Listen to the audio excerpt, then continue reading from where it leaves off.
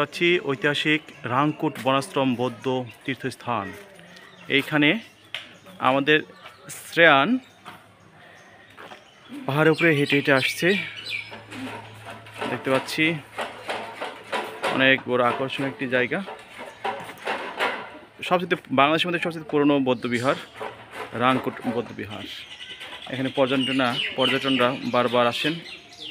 অনেক সুন্দর একটি দেখার জায়গা, সবাই পছন্দ করে এবং দেশ বিদেশের বিভিন্ন পর্যটকরা এখানে এসে থাকেন। আমরা দেখলাম যে শ্রেয়ান এসে পড়েছে। এটার দৃশ্য আমরা আর একটু দেখাচ্ছি। ভিতরে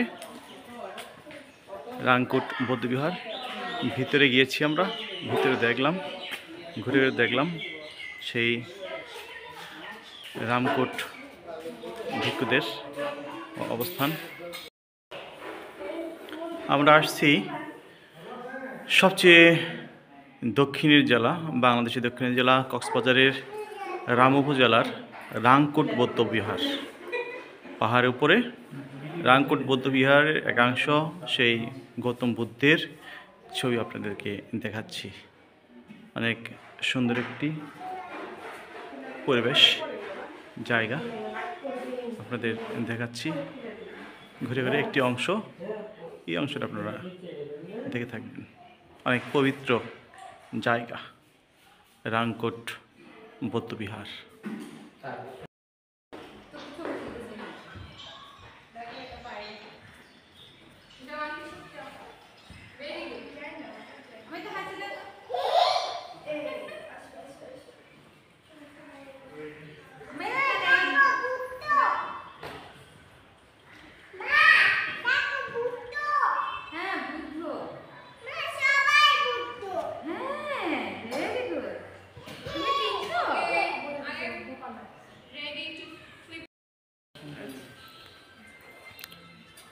বাংলাদেশের মধ্যে সবচেয়ে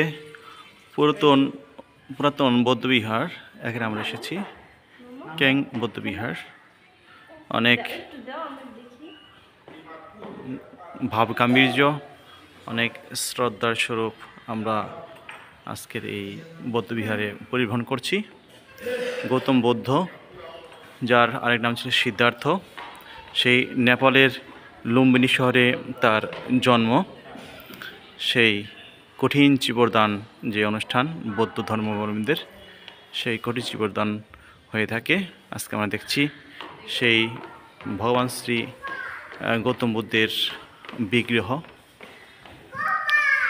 বিগ্রহের অংশটুকু আপনারা দেখে যাবেন। দেখুন, দেখার মতো, তাই আপনাদেরকে আবারও দেখাচ্ছি। এখন